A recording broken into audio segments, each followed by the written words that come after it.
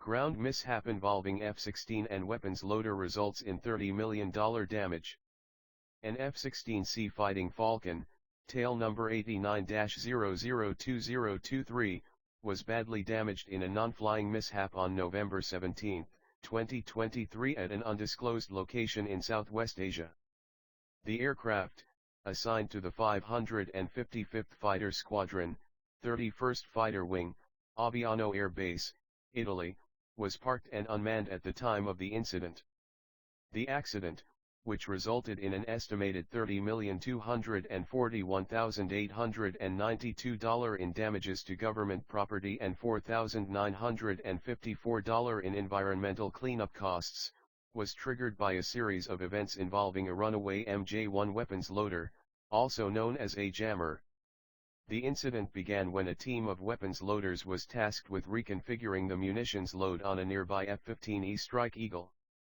The team consisted of a crew chief, MXLCl, a weapons loader, MXLC2, and a driver, MXLC3, operating the MJ-1. After removing several munitions from the F-15E, MXLC2 was directed by MXLCl to reposition the jammer. However, shortly after beginning to reverse the MJ-1, MXLC2 reported being unable to stop the vehicle. Despite attempting to apply the brakes and engage the parking brake, the runaway jammer continued moving backwards, striking the F-15E sniper pod and pinning MXLC2 against the aircraft's bomb rack unit. The impact with the F-15E's landing gear altered the jammer's trajectory, throwing MXLC2 from the vehicle. Now unmanned, the MJ-1 continued its reverse course, striking a toolbox before ultimately colliding with the parked F-16C. The impact ruptured the F-16's right external fuel tank, causing a fuel leak that quickly ignited upon contact with a spark from the still-running MJ-1. The resulting fire engulfed both the jammer and the F-16, completely destroying the former and causing extensive damage to the latter. A subsequent investigation by the United States Air Force Accident Investigation Board determined that the primary cause of the accident was MXLC-2's loss of situational awareness and failure to properly apply emergency shutdown procedures. The board determined that MXLC-2 likely misjudged the distance to the F-15E and, due to his lack of recent experience operating the MJ-1, may have confused the model of jammer he was operating, leading him to mistakenly engage the accelerator pedal instead of the brake. Furthermore, MXLC2 failed to follow the prescribed emergency shutdown procedures, which included depressing the brake pedal, pushing the throttle cable all the way in, and turning the ignition off. The board concluded that any of these actions would have stopped the MJ-1 and prevented the collision with the F-16.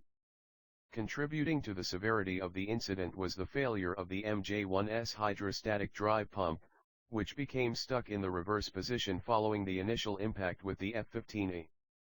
This failure, in turn, prevented the jammer centering mechanism from returning the control lever to the neutral position and stopping the vehicle.